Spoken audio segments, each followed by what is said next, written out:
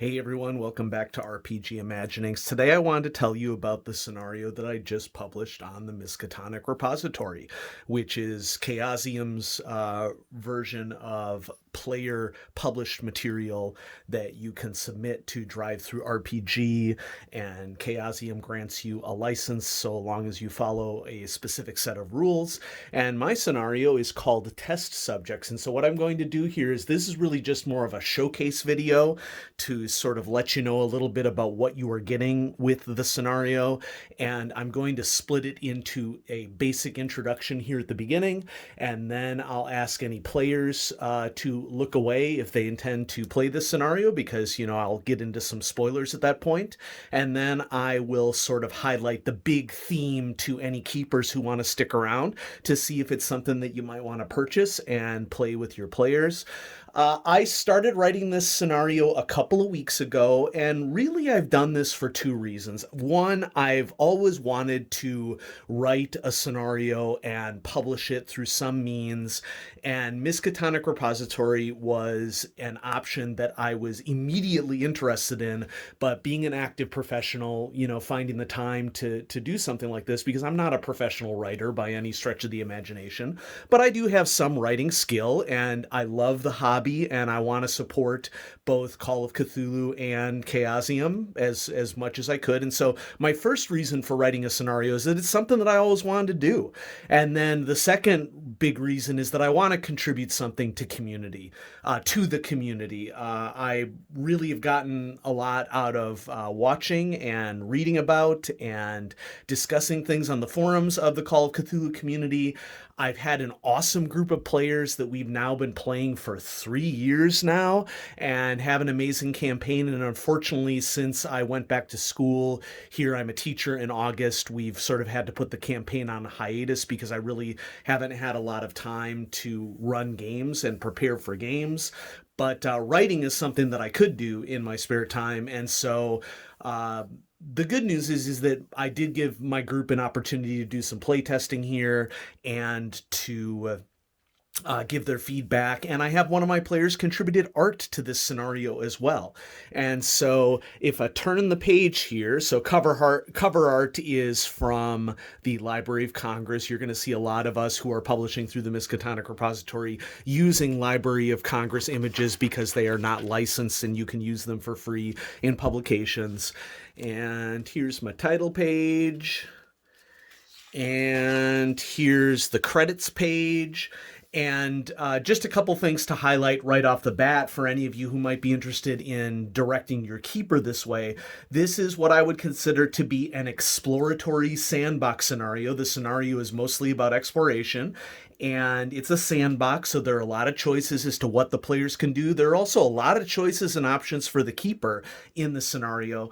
I consider it mostly very good as an introductory scenario, and so to introduce a group to the mysteries of the mythos, I think that this would be a good scenario for that, but it would also be useful for a experienced group and could be used as part of a campaign or to kick off a new villain as part of a campaign. All of that would be useful in test subjects. So there's lots of keeper advice and options in here, including how you might run it differently under different circumstances.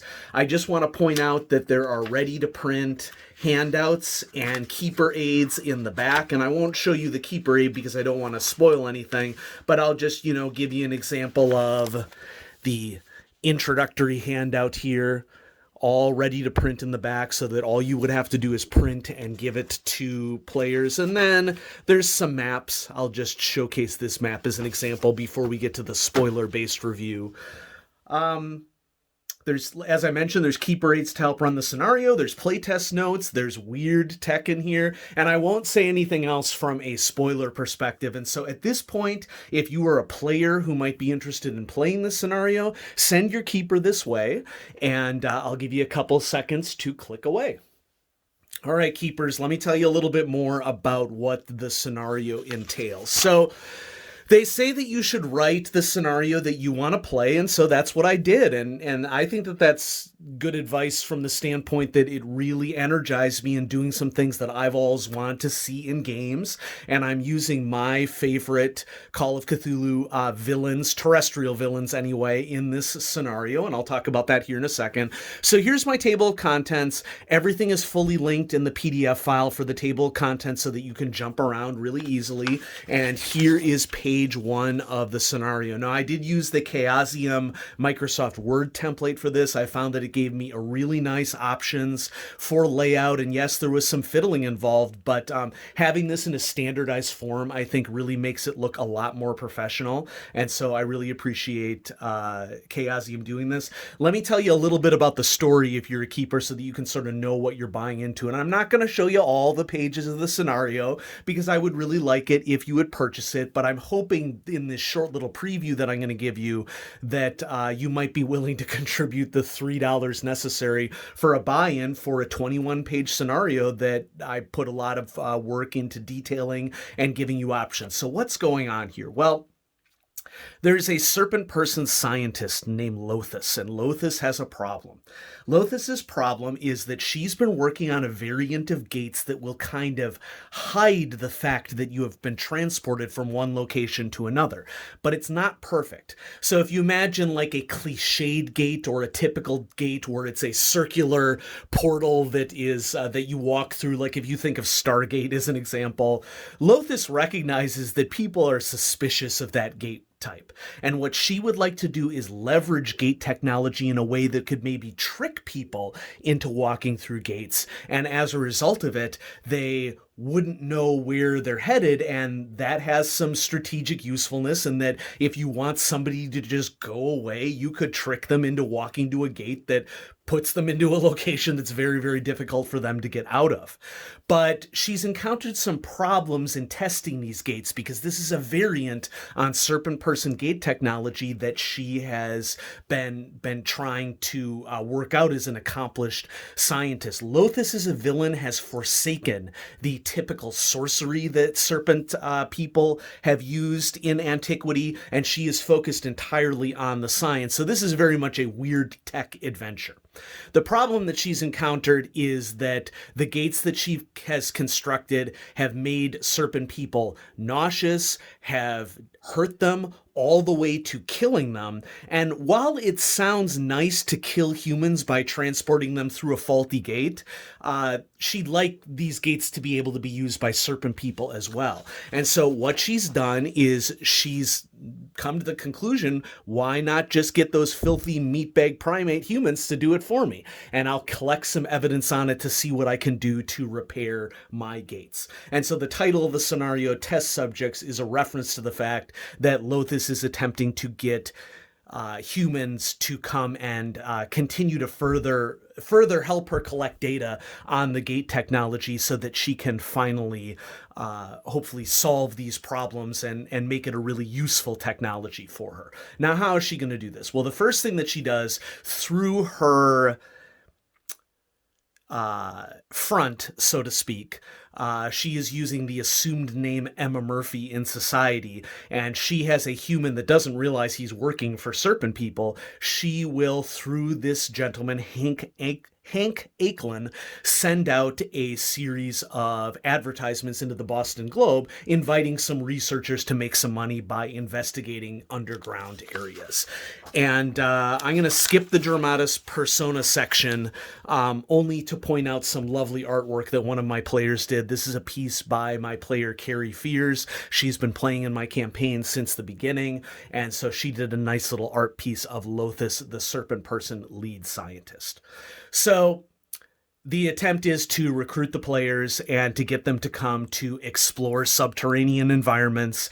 And in doing so, Lothus and her cronies will collect data on how the gates affect people. It'll give the humans opportunity, the investigators, an opportunity to earn some money by collecting artifacts. Lothus doesn't really know the value of some of the things that are in the subterranean areas that she's created, but if she can get some humans to do that for her, that's fine. Now, the scenario starts in Boston, and almost immediately players will get an option to traverse one of these gates. And there's, of course, mechanics involved with how the gates affect them, how they might go about detecting the gates.